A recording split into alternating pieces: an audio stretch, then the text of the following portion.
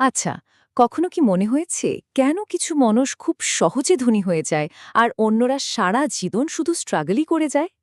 এর উত্তরটা কিন্তু কোনো বড় চাকরি বা ডিগ্রিতে নেই, না, বরং লুকিয়ে আছে আমাদের চিন্তার ভেতরে।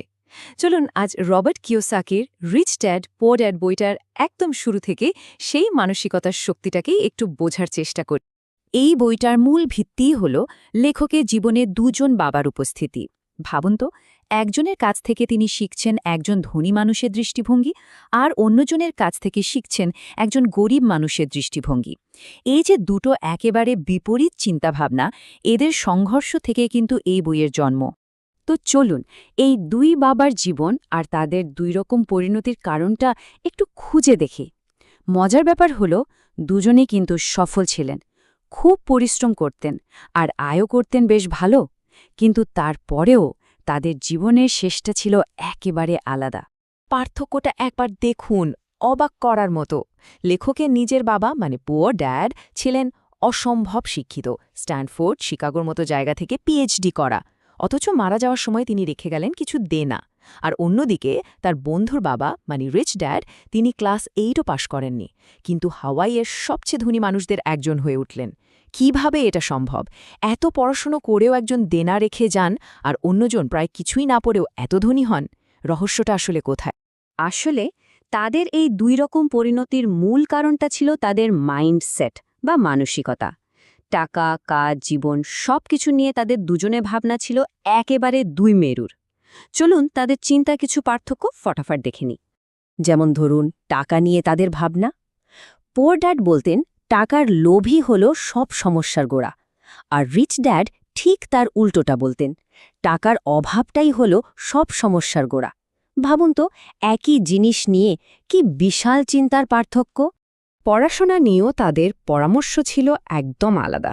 একজন বলতেন ভালো করে পড়ো যাতে একটা ভালো কোম্পানিতে চাকরি পেতে পারিস, আর অন্যজন তিনি বলতেন ভালো করে পড়ো যাতে একটা ভালো কোম্পানি কিনতে পারিস। মানে একজন শেখাচ্ছেন কর্মচারী হতে আর অন্যজন শেখাচ্ছেন মালিক হতে।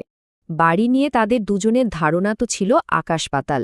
পুয়ার ড্যাডের কাছে আমাদের বাড়ি হলো আমাদের সবচেয়ে বড় অ্যাসেট বা সম্পদ, কিন্তু রিচ ড্যাড বলতেন আমার বাড়িটা একটা লায়াবিলিটি বা দায়।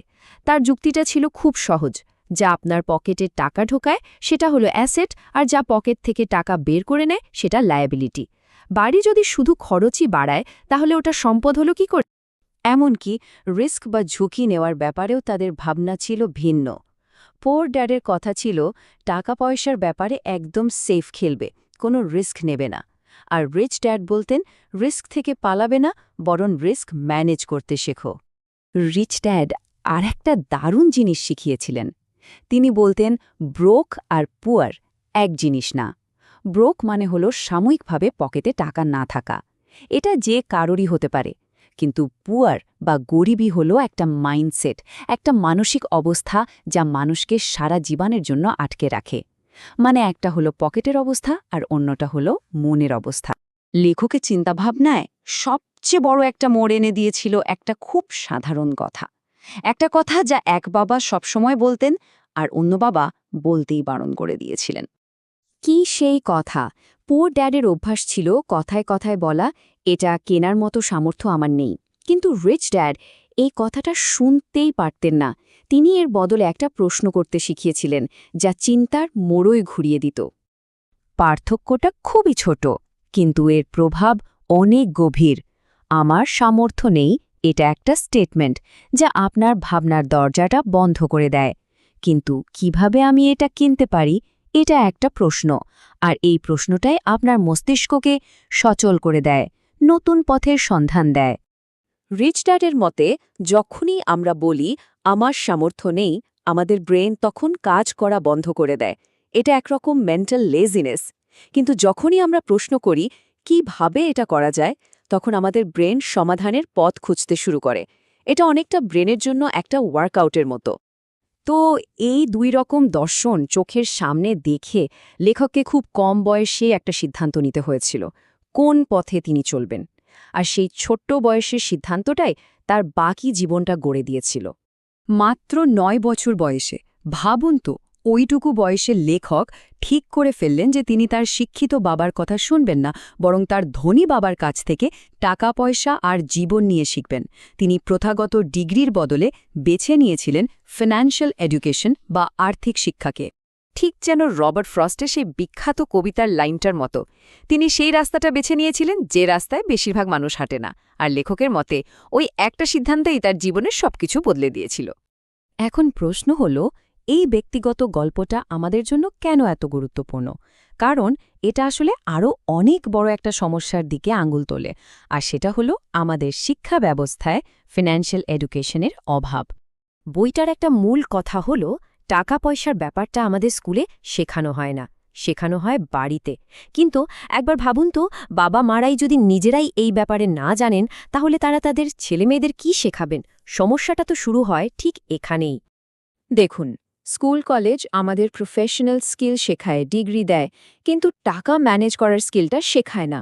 আর ঠিক এই কারণে অনেক বড় বড় ডাক্তার, ইঞ্জিনিয়ার বা অনেক মাইনে চাকরি করা মানুষও সারা জীবন টাকা পয়সার সমস্যায় ভুগতে থাকেন। স্ক্রিনের এই সংখ্যাটা একবার দেখুন, $29 ট্রিলিয়ন। মাথা ঘুরে যাওয়ার মতো একটা সংখ্যা, তাই না? এটা কিন্তু শুধু একটা সংখ্যা নয়, এটা হলো আমাদের সবার সম্মিলিত আর্থিক অজ্ঞতার একটা বিশাল ভয়ঙ্কর প্রমাণ। জানেন, ২৫ বছরেরও বেশি আগে যখন এই বইটা প্রথম বের হয়, তখন আমেরিকার জাতীয় ঋণ এর থেকে অনেক কম ছিল।